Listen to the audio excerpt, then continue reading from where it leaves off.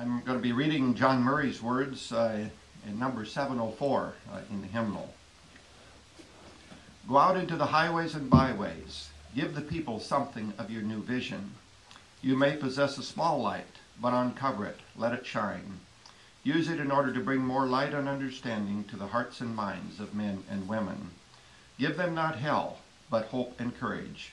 Preach the kindness and everlasting love of God.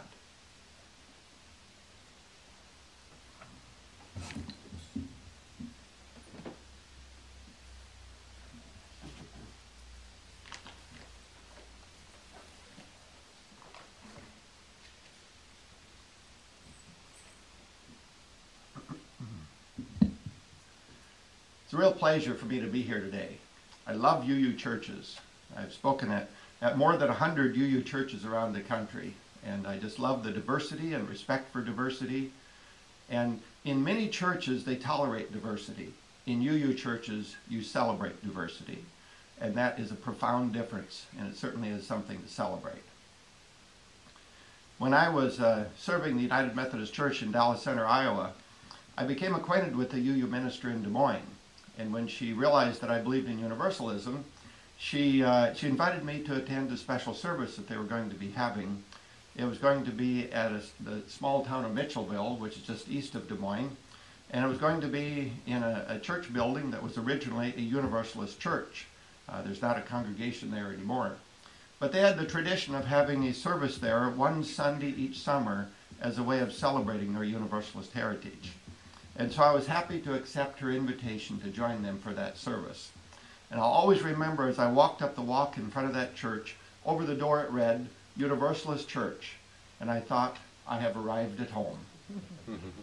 Universalism has been really important to me for a long time, and that's why I wrote a book on the subject, and that's why I travel around speaking on Universalism.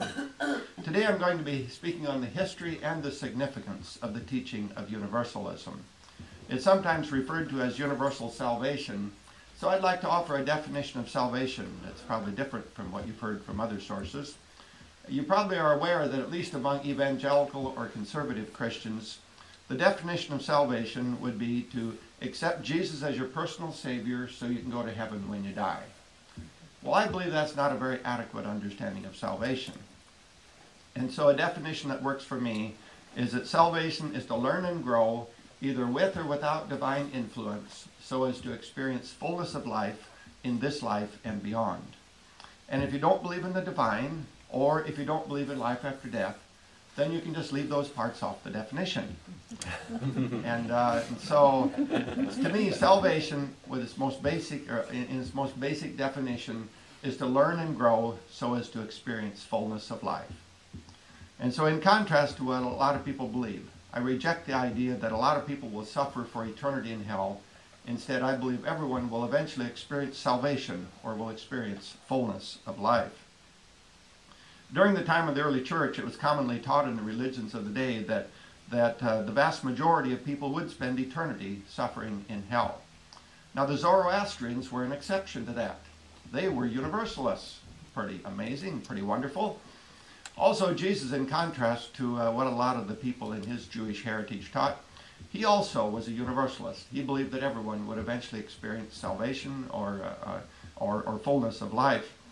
And there are many passages in the Bible that indicate that Jesus taught that. And I know not everybody agrees with me on that, obviously, since a lot of Christians don't believe that.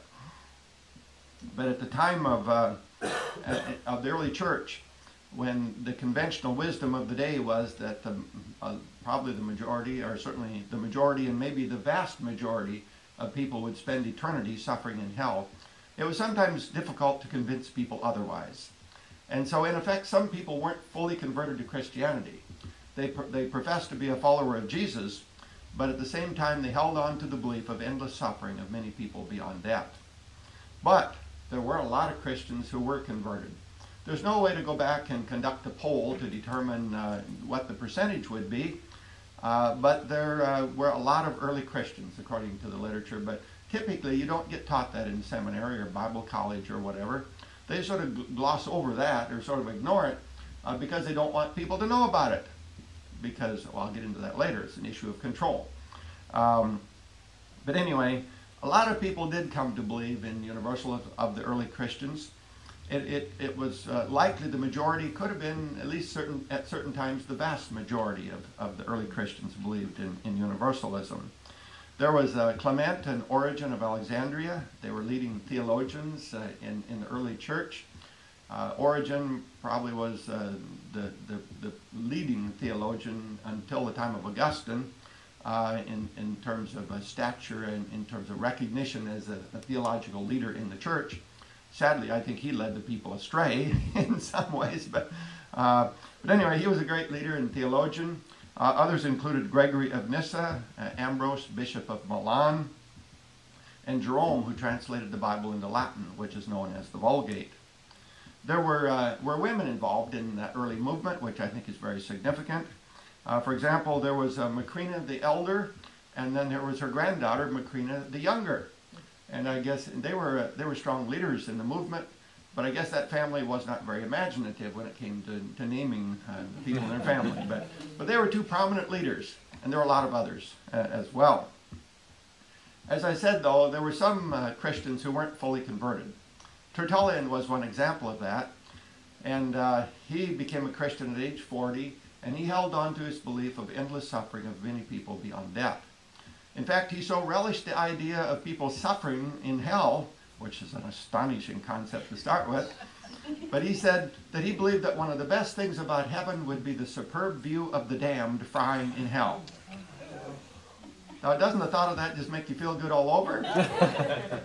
Isn't that astonishing? I mean, anybody, that would be astonishing, but for somebody who professed to be a follower of Jesus, a follower of the one who taught so much about love and compassion and peace and forgiveness and so on, could so relish the idea of so many people suffering excruciating torment in hell forever. The theologian Augustine was another example of a person who wasn't fully converted. He became a Christian at age 32, and he also held on to the belief of endless suffering of many people beyond death.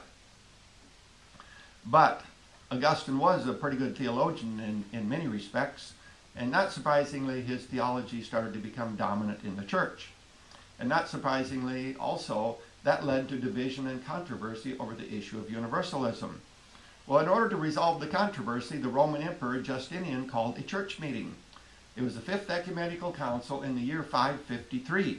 So that's more than 500 years after the time of Jesus. Universalism was alive and well and strong at that time, as it had been throughout those years before that. Anyway, Justinian called this church meeting. Now, does it seem a little strange to you that a Roman emperor would call a church meeting? Well, it makes perfect sense when you think about the fact that emperors like to control people, right? Isn't that a given? Emperors like to control people, and the people had learned that a foolproof means of controlling people was to threaten them with eternal damnation.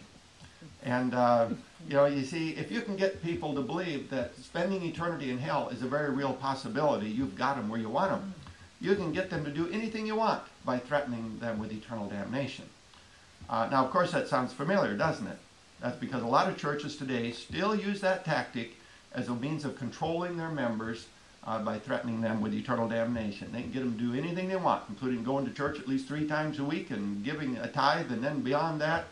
And anyway, all kinds of ways of controlling the way people live and the way they dress and the way they wear their hair and whether or not they wear jewelry and all kinds of control. So anyway, the problem is that the emperor and the hellraisers of the day, the people who advocated the unending suffering of many people beyond death, they were having trouble controlling those free-spirited universalists. They could threaten them with unending hell all they wanted, and they didn't take it seriously. And so together the emperor allied himself with the hellraisers, and together they pushed through a resolution which abolished the teaching of universalism. Well, it's not surprising, with all the powers of the state as well as the church against the teaching. It pretty well died out after that. It went dormant or underground. And that lasted for about 1,000 years. But you can't suppress the truth indefinitely, right? It'll start bubbling up someplace. And that's what happened about 300 years ago. It really started before that, but it was about 300 years ago it started to become a strong movement again. John Wesley